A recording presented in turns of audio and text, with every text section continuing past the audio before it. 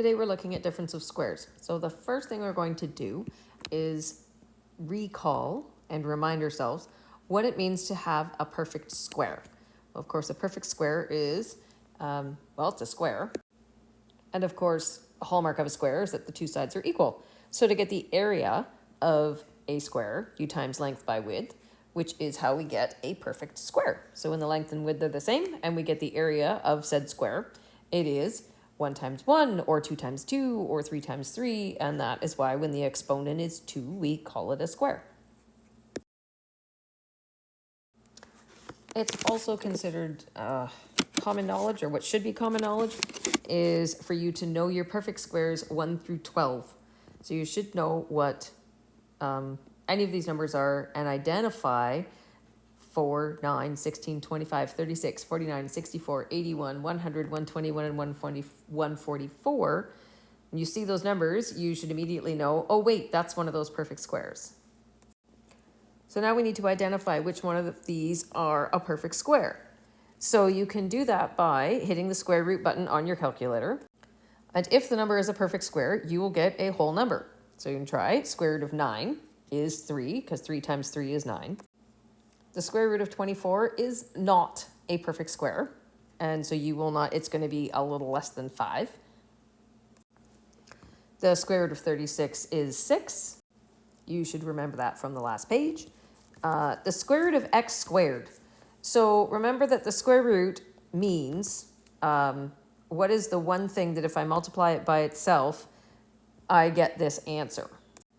So when I've been given x squared, the square root of x squared, or if we want to think about it, what would be the dimension, well, what would a square look like that had x squared? Of course, the x is just a stand-in for any number, so this means any number squared itself. Oh wait, that's going to be a perfect square. So if you look at the outside of this square, the square root, or what multiplied itself, is going to give me x squared. Well, that's x times x. What about 16y squared? Well, are there two numbers that multiply together to give you 16? And the answer is yes. And then, of course, we just discovered that the two letters that would multiply together to give me y squared would be y times y. And so, therefore, this is a perfect square. And that's just showing you that the square root, or the two numbers that multiply to 16, is 4 times 4. And the two letters that multiply to give you y squared is y times y. So the square root of 16y squared is 4y. Let's expand the following. Okay, we're going to use the area model on these things, and we're going to look for some patterns. First of all, we should be able to identify that we've got a 6 times a 6, which is great because that means that it is 6 squared, or 36. Now, what's important is that we have a positive times a negative, and so you have to remember that a positive times a negative is going to give you a minus, so it's going to be negative 36. And now negative 6 times x is going to give me negative 6x. And positive 6 times x is going to give me positive 6x. Well, when I go to collect my like terms on the diagonal, I know that 6 take away 6 is 0. And so that middle term that we normally have is going to disappear. I'm writing it in here as 0x because I had 6 x's and I took them away, which means I have none. I do not want to see this. I'm just doing this for you so that you can see that that middle term is going to disappear because anything times 0 is just 0. So your final answer is x squared minus 36. So let's use 2m plus 3 and 2m minus 3, and we'll put that in the area model. I intentionally put the negative on top and the positive on the side this time because it does not matter which bracket you put on the top and which bracket you put on the bottom. So when I go to fill in my square, I got 2m times 2m, which is 2m squared. Positive 3 times negative 3 gives me negative 9. Now we have numbers with the variable this time, so you have to be careful and make sure that this is 2m times negative 3 in the top right corner, which gives us negative 6m, and 2m times positive 3, which gives me positive 6m in the lower left corner. Again, when I add my like terms, I have 6 and I take 6 away, and I will be left with no middle term. So my answer is going to be 4m squared minus 9. Last but not least, we'll do 4y plus 2 and 4y minus 2, hoping you're seeing a pattern here. Be careful to remember that you have to multiply every row by every column. So it's 4y times 4y gives me 16y squared. Minus 2 times positive 2 for my bottom right corner gives me negative 4.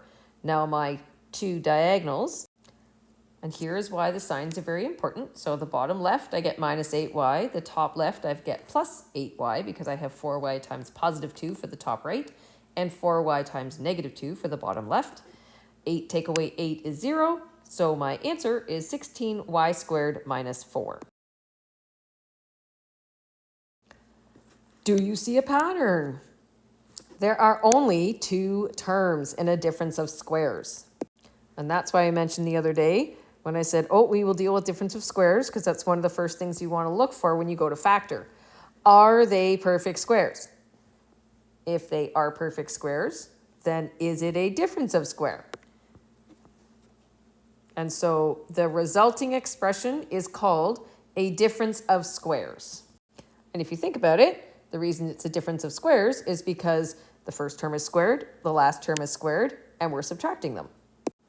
So each of the terms in the binomial are perfect squares. So for example, the 4x squared minus 49 can be written as 2x squared minus 7 squared, because the square root of 4x squared is 2x. Or if we took 2x and squared it, right? So it means, what is 2x times 2x? So 2x times 2x gives us 4x squared. And 7 times 7, of course, gives us 49. The key here is that the square root of 49, you have to remember that a positive times a positive gives 49, and a negative times a negative gives 49. So there is, this is why it is called a difference of squares, and it's also why you end up with two brackets with the same terms but different operations in each bracket. Let's look at these and see which ones are difference of squares. I have 4x squared plus 9. Oh, this one's the tricky one. So 4x squared is a perfect square because it's 2x times 2x. Plus 9 is a perfect square. It's 3 times 3. However, because there is an addition here in the middle, not a subtraction, they are both perfect squares, but it is not a difference of squares. So that positive sign in the middle is very important. It is, yes, they're both perfect squares, but it is not a difference of squares. And when we get into graphing these equations, I will show you why that is so crucial, because this is not factorable. So therefore, it does not cross the x-axis. I'm jumping ahead a little bit, but it is not a difference of squares because of the positive. How about y squared minus 25? Well, y squared is a perfect square. 25 is a perfect square. They are separated by a negative. So therefore, yes, this is a difference of squares. What about 36 minus 5x? Well, what are we looking for? Oh, 36 is a perfect square. That's a good start. It's separated by a negative. I need that to be a difference of squares. But, 5x, not a perfect square. Therefore, this is not a difference of squares. How about x squared minus 28? Well, again, first term, x squared, perfect square. I've got a minus, but 28, not a perfect square. Therefore, this is not a difference of squares.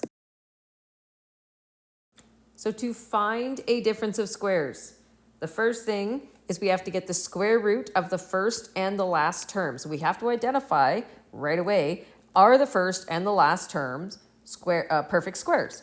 And are they separated by a negative? So that is crucial. You have to identify the difference of squares. Are they perfect squares? If one of them is not a perfect square, it is not a difference of squares.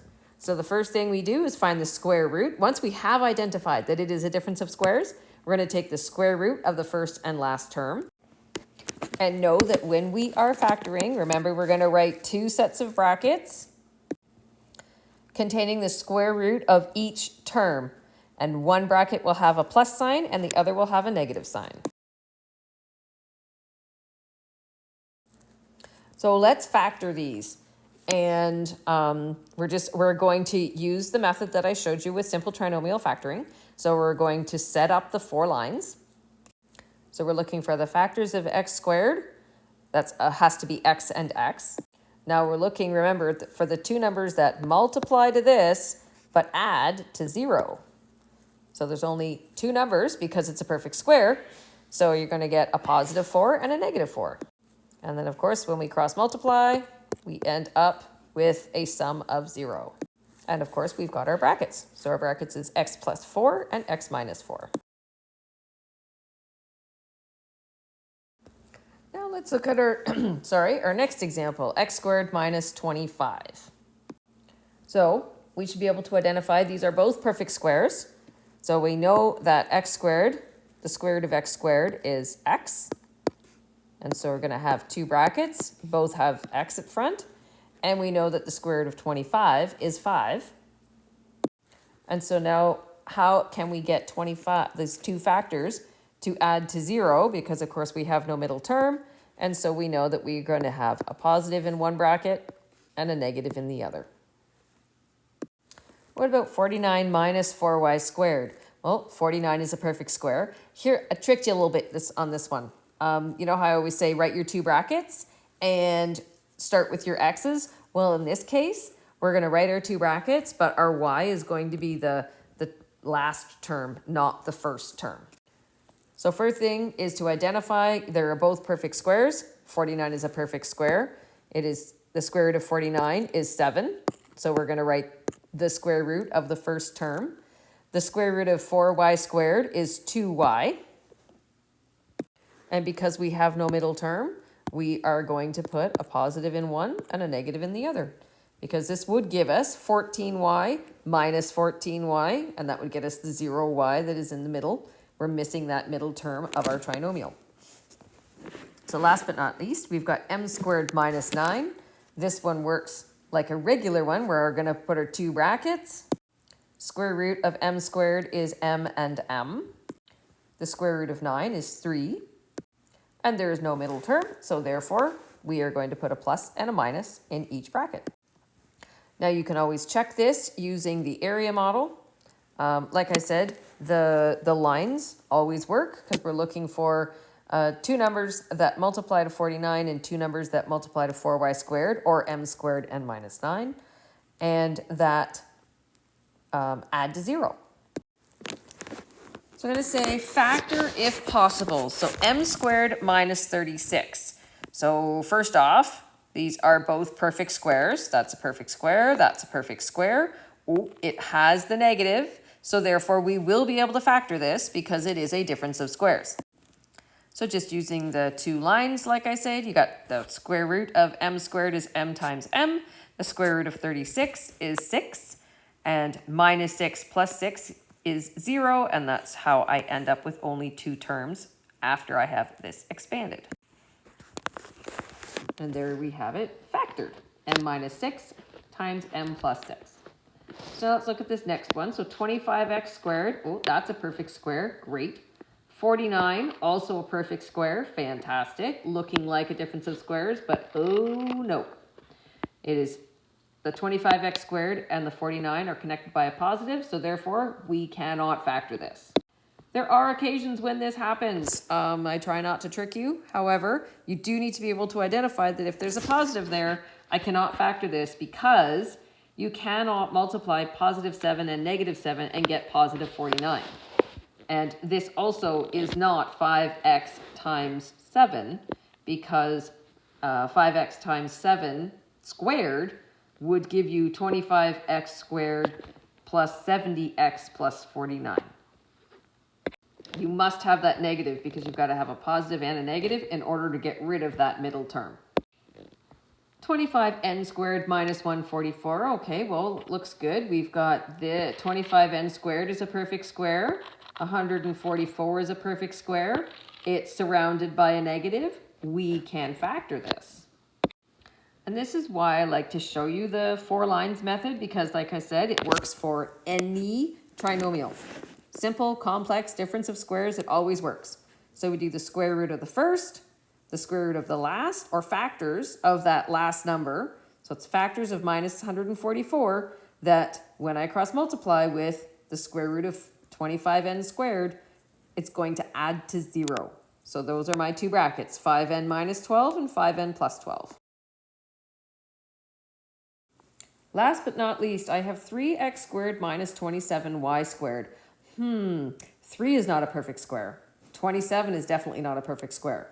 What's the first thing, though, when we started factoring that I told you? And that was to always, always, always look for a common factor. Well, there is a common factor between 3 and 27. And so I'm going to common factor that out first, because of course the common factor is just 3. So I will common factor that out. Oh, and looky there. So now inside the brackets, I've got x squared and minus 9y squared. So that one's a perfect square. This is a perfect square. It's surrounded by a negative. I can keep factoring. So this is one of those things where when you still only have two terms surrounded by a negative, and these are not perfect squares, I want you looking for a common factor. And if I take out the common factor, ooh, did I just turn it into a perfect square? And in this case, the answer was yes. So I can continue factoring. If all you do is take out the common factor, I'll still give you a yay, way to go, but I will also give you a note that says keep going. And just down at the bottom there, I've got the 4 lines showing that we did the factors of x squared and the factors of negative 9y squared that when I cross multiply, add to 0 to get rid of that middle term. So now it's time for you to start practicing on your own.